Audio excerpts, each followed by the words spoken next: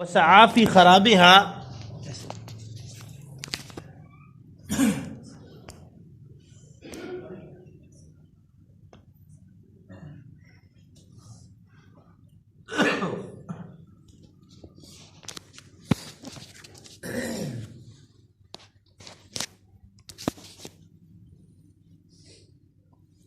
وسعى في خرابها اور اس کے خرابی میں، اس کے غیر آبادی میں کوشش کرے۔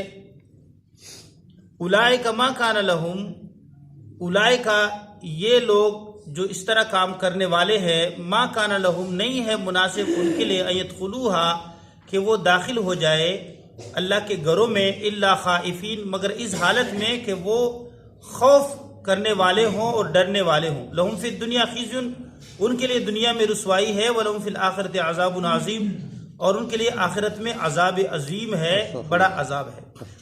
یہاں پر فرماتے ہیں کہ ان آیات میں پیشن گوئی بھی ہے کہ یہودی جو ہے، یہ لوگ یہودی اور عیسائی دونوں پہ ایسے اوقات، دونوں کے متعلق ایسے ادوار سے یہ گزر چکے ہیں کہ انہوں نے بیت المقدس کی بھی کیا کی ہے، یعنی غیر آبادی میں کوشش کی ہے۔ رومی ٹائٹس جو 70 عیسوی کا واقعہ ہے، 70 عیسوی کا، عیسیٰ علیہ الصلوۃ والسلام کے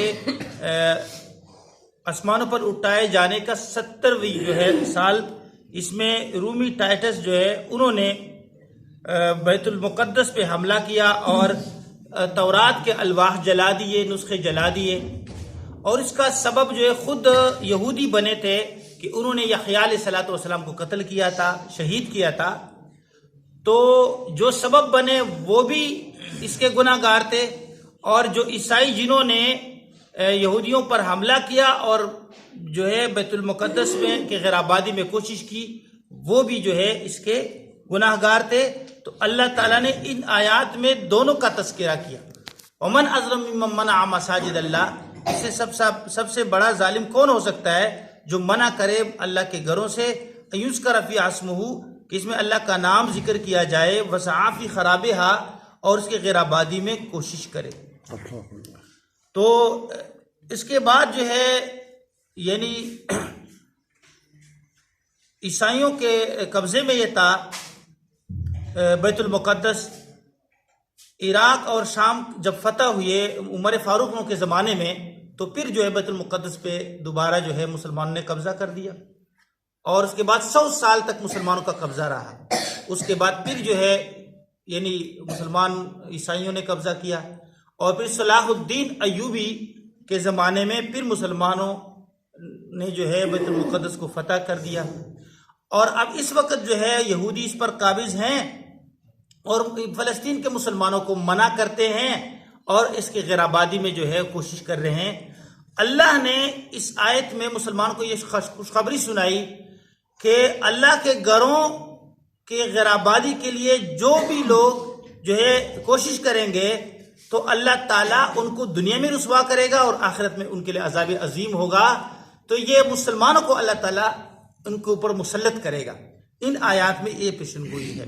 اللہ فرماتے ہیں ومن اظلم ممن منع مساجد اللہ، اور اس سے بڑا ظالم کون ہو سکتا ہے جو منع کرے اللہ کے گھروں میں سے، مساجد اللہ سے، اللہ کے گھروں سے، ان یذکر فی اسمہ کہ اس میں اللہ کا نام یاد کیا جائے، وسعی فی خرابہا اور اس کی غیر آبادی میں کوشش کرے۔ اللہ فرماتے ہیں اولئک ما کان لہم ان یدخلوہا، یہ ایسے لوگ ہیں کہ نہیں ہے مناسب ان کے لیے کہ یہ داخل، ان یدخلوہا الا خائفین کہ داخل ہو جائے اس میں اللہ کے گھروں میں مگر خوف کی حالت میں۔ اس میں یہ بھی پیشن گوئی تھی کہ جو مشرکین مکہ نے مسلمانوں کو روکا، جس وقت اللہ کے نبی صلی اللہ علیہ وسلم احرام باندھا تھا جعرانہ سے اور عمرے کے لیے اللہ کے نبی صلی اللہ علیہ وسلم جا رہے تھے، عمرے کی غرض سے، کوئی جو ہے لڑائی کا غرض نہیں تھا، تو پھر بھی جو ہے مشرکین مکہ نے روکا۔ تو اللہ نے مسلمانوں کی ان آیات میں پیشن گوئی دی اور خوشخبری سنائی کہ تمہارے جو ہے تمہارا تسلط ہوگا مشرکین مکہ پہ، اور یہ خوف جو ہے یہ خوف کے مارے جو ہے داخل ہوں گے، اور پھر جو ہے یہ تم سے ڈریں گے، اور اسی طرح یہودی بھی ڈرتے ہوئے ان پہ بھی تو اللہ تعالیٰ تمہیں مسلط کرے گا۔ تو آج بھی فرماتے ہیں کہ جب مسلمان فلسطین میں جاتے ہیں جماعت والے، ایک ساتھی نے مجھے کہا تھا، فرانس کے جو ہے ساتھی تھے، یونس نام تھا اس کا، عربی تھے، انہوں نے کہا جب اب بھی ہم جاتے ہیں تو یہودی جو ہے وہ ایسے کپ کپاتے ہیں، مسلمانوں کا روب اللہ نے ان کے دلوں میں ڈالا ہے۔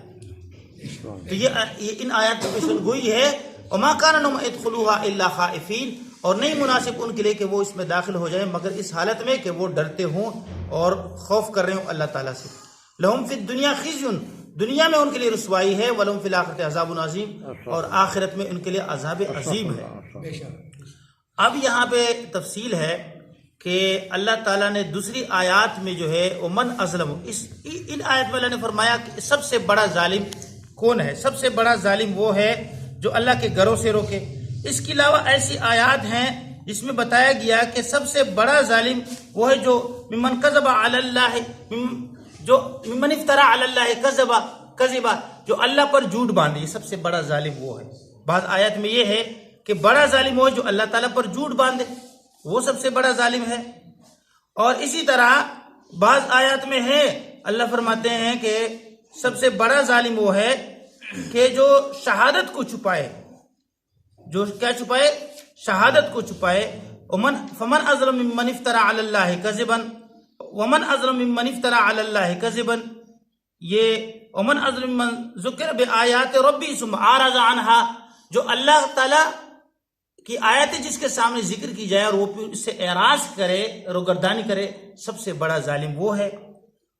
اور اسی طرح جو ہے یعنی مختلف آیات میں اللہ تعالیٰ نے فرمایا کہ بڑا ظالم یہ ہے جو اللہ تعالیٰ پر جھوٹ باندھے، اور بڑا ظالم وہ ہے من اظلم ممن کتم شہادۃ عنده من اللہ، اللہ فرماتے ہیں اس سے بڑا ظالم کون ہو سکتا ہے جو شہادت چھپائے۔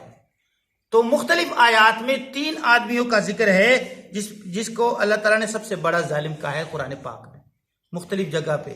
ایک یہ جو یہاں پر ذکر ہے جو اللہ کے گھروں سے روکے، اللہ فرماتے ہیں اس سے بڑا ظالم کون ہو سکتا ہے، یہ سب سے بڑا ظالم ہے۔ دوسری آیات میں اللہ فرماتے ہیں کہ سورۃ بقرہ میں کہ جو ون اظلم من کتم شہادتن، جو شہادت چھپائے وہ سب سے بڑا ظالم ہے۔ اور اس کے علاوہ جو ہے سورۃ انعام میں ومن اظلم ممن افترا علی اللہ کذبا، سب سے بڑا ظالم وہ جو اللہ پر جھوٹ باندھے۔ فرماتے ہیں کہ ان آیات میں تو تعارض لگ رہا ہے کہ سب سے بڑا ظالم کون ہوگا، تو ان تعارض کو یعنی مقابلہ لگ رہا ہے، ان تعارض کو حل کرنے کے لیے فرمایا گیا ہے کہ اس کا حل یہ ہے کہ جو منع کرنے والے خیر کے کاموں سے منع کرنے والے ہیں، ان منع کرنے والوں میں وہ منع کرنے والا سب سے بڑا ظالم ہے جو اللہ کے گھر سے روکے، اللہ فرماتے ہیں۔ اور جو چھپانے والے، جو اچھی بات چھپاتے ہیں، وہ چھپانے والوں میں سے سب سے بڑا ظالم وہ ہے جو اللہ کے جو ہے من کتم شہادتن عنده من اللہ، اللہ کی طرف سے ان کو شہادت ملی ہو، ہاں جی، یعنی یہود تورات انجیل میں حضور نبی آخر الزمان کے جو ہے یعنی پیشن گوئیاں تھی، نبی آخر الزمان کے جو ہے علامات تھے، تو وہ ان کو چاہیے تھا کہ وہ تصدیق کرتے، انہوں نے اللہ کی باتوں کو چھپایا اور وہ بجائے گواہی دینے کے وہ شہادت انہوں نے چھپا لی۔ تو اللہ فرماتے ہیں جو چھپانے والوں میں سب سے بڑا ظالم ہے وہ یہ شہادت چھپانے والوں میں، اچھی بات چھپانے والوں میں وہ ہے جو اللہ کی شہادت کو چھپائے۔ اور اس کے بعد جھوٹ، ومن اظلم ممن افترا علی اللہ کذبا، کاذبین میں جو آدمی جھوٹ بولتا ہے بہت بڑا گناہ ہے، کبیرہ گناہ ہے۔ اللہ کے نبی نے فرمایا میرا امتی جو ہے جھوٹ نہیں بولے گا، حدیث کا مفہوم ہے جتنے بھی گناہ کرے گا جھوٹ نہیں بولے گا، اللہ تعالیٰ ہم سب کی حفاظت فرمائے۔ لیکن فرماتے ہیں کہ کاذبین میں سب سے بڑا جھوٹا وہ ہے اور سب سے بڑا ظالم وہ ہے من افترا علی اللہ کذبا، جو اللہ پر جھوٹ باندھے۔ تو اس کا جو ہے ان آیات کی یعنی تطبیق یہ ہے کہ جھوٹ بولنے والوں میں سب سے بڑا جھوٹ بولنے والا وہ ہے جو اللہ پر جھوٹ باندھے۔ تو یہ اللہ فرماتے ہیں یہاں پر منع کرنے والوں میں سب سے بڑا ظالم وہ ہے منع مساجد اللہ ان یذکر فی اسمہ وسعی فی خرابها، کہ جو اللہ کے گھروں سے روکے کہ اس میں اللہ کا نام یاد کیا جائے، اس کے خیرآبادی میں کوشش کرے۔ اس آیت میں اس طرف بھی اشارہ ہے کہ اللہ کے نام سے اللہ کے گھر آباد ہوتے ہیں، اللہ کے نام سے اللہ کے گھر آباد ہوتے ہیں۔ اشارہ اس بات کی طرف ہے کہ بہت سارے لوگ جو ہے مساجد کی تزئین اور جو ہے رونق میں بہت کوشش کرتے ہیں، ہماری مسجد کی جو ہے یعنی دیواریں خوبصورت ہو جائیں، اس میں کیا سے کیا جو ہے وہ لگا لیتے ہیں، حالانکہ اس میں جو ہے ذکر، عبادت، تلاوت کے ساتھ اس کی جو ہے آبادی نہیں کرتے۔ تو اصل آبادی یہ ہے کہ اللہ کے گھر کو اللہ کے ذکر، عبادت کے ساتھ آباد کیا جائے، یہ سب سے جو ہے آبادی ہے۔ اور جو اللہ کا ذکر، تلاوت اس میں نہ کرے تو گویا وہ اس کو غیر آباد کر رہا ہے، تو اس میں یہ بھی اشارہ ہے۔ اس کے بعد اللہ فرماتے ہیں کہ جو اس طرح کام کرتے ہیں ان کو دنیا میں رسوائی ملے گی اور آخرت میں عذاب عظیم ہوگا۔ وَلِلَّهِ الْمَشْرِقُ وَالْمَغْرِبُ، اللہ ہی کے لیے مشرق اور اللہ ہی کے لیے مغرب۔ فَأَيْنَمَا تُوَلُّوا فَثَمَّ وَجْهُ اللَّهِ، تم جس طرف منہ کرو اس طرف اللہ ہے۔ قرآن پاک میں اللہ تعالیٰ نے رب المشرقین و رب المغربین کہا ہے، رب المشارق و رب المغارب کہا ہے۔ اللہ ہی کے لیے مشرق اور اللہ ہی کے لیے مغرب ہے۔ اس سے کیا مراد ہے؟ فرمایا کہ اللہ ہی کے لیے مشرق اور مغرب ہے، ایک اس سے جہت مراد ہے، ایک جہت طرف مشرق کا ہے جہاں سے سورج نکلتا ہے، ایک طرف جو ہے مغرب ہے جہاں سورج غروب ہوتا ہے، تو وہ بھی اللہ کے لیے، مشرق بھی اللہ کے لیے اور مغرب بھی اللہ کے لیے۔ اور للہ المشارق والمغارب، رب المشارق والمغارب، اللہ مشرقوں کا رب ہے، مغربوں کا رب ہے۔ تو یہ اس طرف اشارہ ہے کہ روزانہ جو سورج طلوع ہوتا ہے تو روزانہ سورج کا مشرق الگ ہوتا ہے۔ والشمس تجری لمستقر لها ذلك تقدیر العزیز العلیم، سورۃ یاسین میں اللہ فرماتے ہیں کہ سورج اپنے مقرر راستے پر جاری ہے، یہ عزیز اور علیم ذات کا جو ہے تقدیر ہے۔ اب مقرر راستے پر اللہ نے سورج کو لگایا ہوا ہے، روزانہ الگ جگہ سے نکلتا ہے، طلوع ہوتا ہے اور الگ جگہ پہ غروب ہوتا ہے۔ تو 360 دنوں میں یہ 360 اس کے مشرقیں ہیں، روزانہ نکلتا ہے ہر جگہ پہ، اور 360 اس کے مغربیں ہیں۔ تو یہ معنی ہے رب المشارق و رب المغارب۔ رب المشرقین والمغربین، سردی اور گرمی کے اعتبار سے کہ سردی کا مشرق الگ ہے اور اسی طرح مغرب الگ ہے، اور سردی کا جو ہے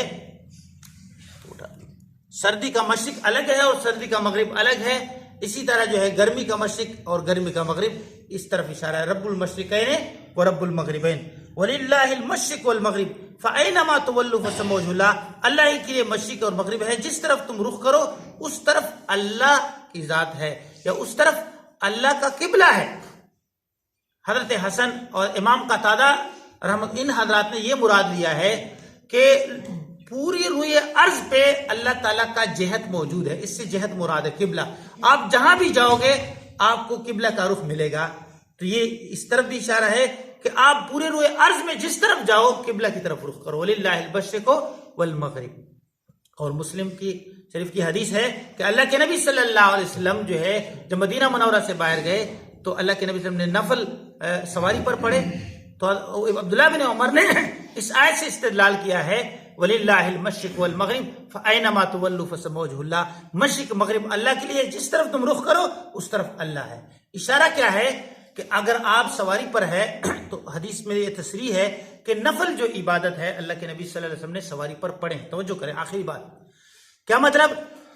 علماء نے لکھا ہے کہ پہلا آپ جب نفل کو شروع کریں گے تو اپنے سواری کا رخ قبلہ کی طرف کریں، اللہ اکبر۔